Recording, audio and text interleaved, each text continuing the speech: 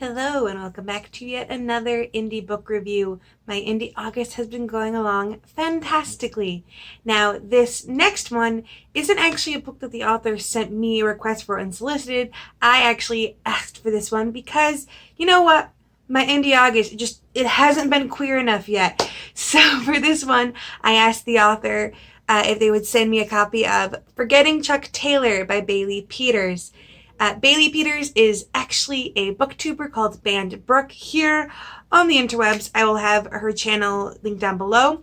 She actually did a video all about her reasonings behind writing this book, and I was really intrigued to read it after I watched that. So I will have that video in the description. You can go read it if you'd like to know a bit more about her thoughts.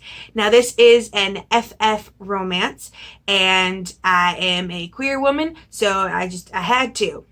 Now, originally, when I get a review request, and I mentioned this before, I usually ask for the research behind the story if the author is not from the demographics that they are writing from. And in this case, Bailey Peters / BannedBrooke is not a queer woman. She is straight. However, she explained in the video that she has a lot of queer friends. She's been in whatever the name of the gay straight alliances they're calling are now. The names for them have changed so often, but she was in those kind of clubs growing up, and she would often try to find queer media with her friends and remarked that most of them were very tragic and sad and angsty, and she wanted to do some of the standard kitschy tropic fare that hetero people always get for their romances, but for queer people. And I commend that all over the place. And also, as I mentioned to her, it might be nice to have a queer point of view on all of this. So it begins with our wedding planner, who is either named Eva or Ava. I'm never sure how to pronounce the name when it's spelled E-V-A, but she has this view of what her soulmate is going to look like. It's going to be a tall man with stubble, and he wears a button-up flannel and Chuck Taylors, and he's carrying a beat-up paperback copy of one of her favorite books, and they'll stumble across each other in the library, and that's how they're going to meet. Well, she comes across someone working at the library on the library's online chat system called Taylor, and for some reason forgets that Taylor can also be a name for either gender and assumes it's a man. And when Taylor asks her to come to this book club, immediately agrees. She goes, only to find that, just kidding, Taylor's actually a woman. And not just any woman, but a woman who is currently working off a felony. Specifically, felony larceny. And I was really impressed how that was the conflict. Taylor's past was the conflict, not the fact that it was a gay romance or an FF romance. Eva never really states either way that she's gay or pan or bi. I'm trying to rack my brain. I don't believe she ever uses a specific term to identify herself with. Taylor, I believe, identifies as bi, and it's a non-issue. It is purely just the issue of you got a wedding planner that's trying to move up in very elite circles, falling in love with a felon who will not be well received in these elite circles. And that was the big point of conflict. I believe our protagonist comes out to multiple characters over the course of the story, and it's like, yeah, cool, awesome, when can we meet her? Instead of, there's no tension, there's no anti-LGBT themes running through it, there's no, subplot with a relative that's, using slurs. It's just lighthearted and fun, which I really appreciated. Not that I, don't think those conversations are necessary to have. Queer people still face prejudice. But sometimes you just want to read a light story that doesn't have a bunch of prejudice in it. And that's what this was. That's what this was supposed to be. And that was done fairly well. I also loved the dialogue. I am usually fairly picky about dialogue in contemporaries because if you're going to show the contemporary world, you need to show how the contemporary world speaks. And people speak very informally. Gunnas and wannas and contractions. And it so happens that I don't know if authors just get the grammar rules stuck in their heads or something, but it feels like a lot of cases dialogue in books tends to be so much more formal than it actually is in real life. But in this case, it was very, very well done. I could even imagine exactly how the characters were saying what they were saying. They were very... Amanda was the funniest character. She was hands down my favorite. She's Ava's like BFF, and she's Jersey and wearing leopard print, and I loved it. If she got her own spin-off book, I would not be mad. Ooh, no, a prequel where she meets her husband. Just tip Bailey if you're looking for one. Regardless, I love the dialogue. I love the lightheartedness. This is definitely what I would call a palate cleanser book. Meaning, if you've just finished either something really dark and gory and gritty, or something with a ton of world building that's like high fantasy, and you need to like cleanse yourself, and you're like, I got so many dark things in my head, or I got so many, mythical races and magic systems in my head, and you want to read something lighthearted and fun, this is definitely that.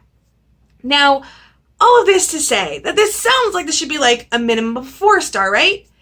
So why did I make it a 3-star? Well, here's the thing. There was this running tone throughout the writing style of the entire thing that it took me a bit to articulate what exactly it was.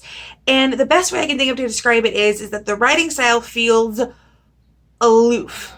It feels like it took a step back. It's top down. The best way I can describe this is... take those obligatory passing time paragraphs in a story.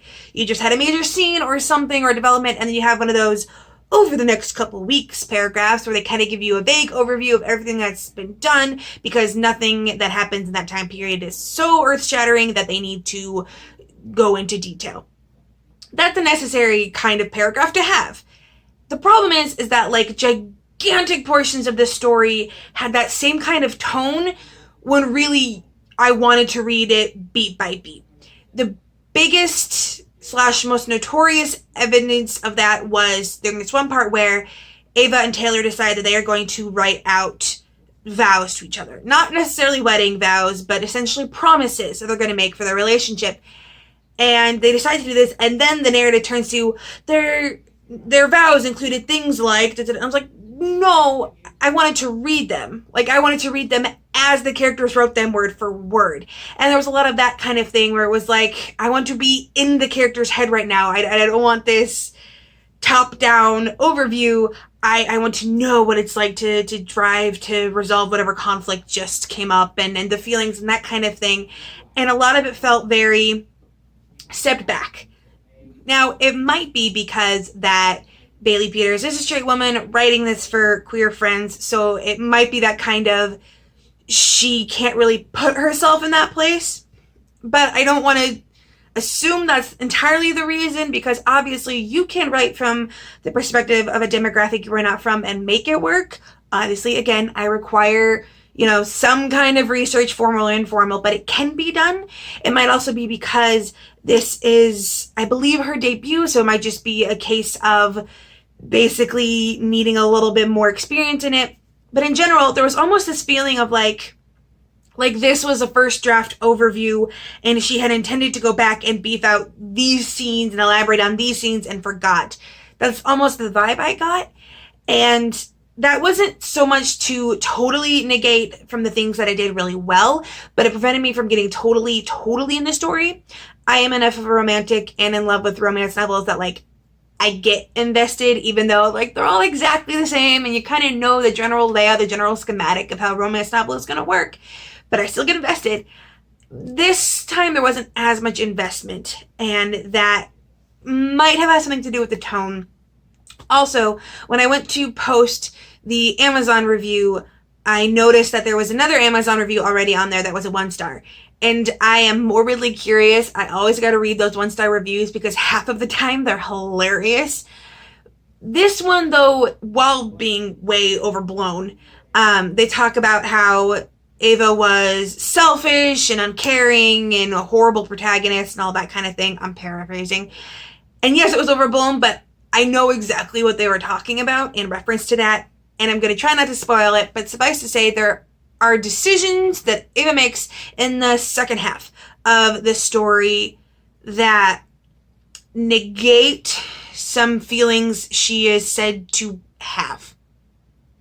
That's as non-spoilery as I can make that. There's things where it's like, why are you doing this thing when you flat out said you feel this way, but doing this thing flies in the face of you feeling this way? And it didn't make sense, and I can see why that would come across as very selfish and self-centered for that one-star reviewer. Of course, I didn't feel like it was that bad, but it did annoy me a little bit. But, you know, characters in romance novels almost always have to make stupid decisions that create angst in the relationship, or else there wouldn't be enough conflict. The bigger main conflict, of course, was Taylor's conviction and why it happened. And I think my favorite aspect of that wasn't necessarily like, oh, people being judgmental. Like, yeah, that's a thing.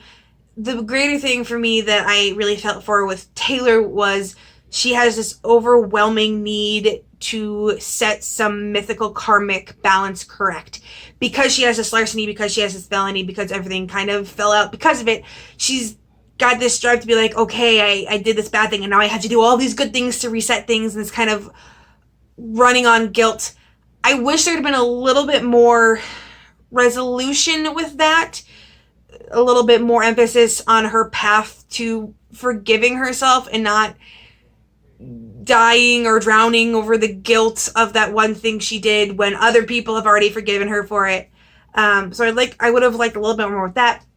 I also would have liked a little bit more emphasis on the fact that, you know, Ava is a wedding planner, and queer and weddings and gay couples or same-sex couples are still a struggle even in 2019. It's legal, but there are still people fighting it. And so when you're talking about a wedding planner that is also queer, I wish there was more emphasis on queer weddings. There was at the end. Like, I think the last 30 pages, it focuses almost all on that. But in general, this is a nice palette cleanser, like I mentioned before. A nice little reset if you've just finished a really, really thick boy of a book or a really, really dark book. This is also great if you like those standard kitschy, tropey romances, you know. But I wish I could have felt more like I was in the story than watching it from afar. And I'm pretty sure that Bailey Peters has that in her. I would definitely read something else moving forward. I'm watching BannedBrooke's channel.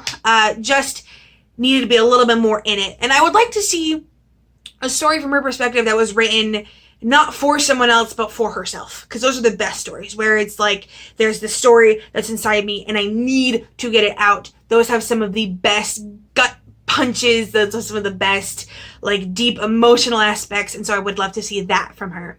If you are an indie author and you would like a review, please send me an email. I will have that down in the description below with my review policy, both the written version and the video version. And please look that over before you send me an email. It just makes things easier. And if you are here for the indie content, please subscribe. I've got a ton more coming. This is just going to be a month full of it. Just all of the indie videos, all of the indie reviews. I'm having so much fun, you guys. But with nothing else to say, I hope you have a wonderful day and a marvelous tomorrow.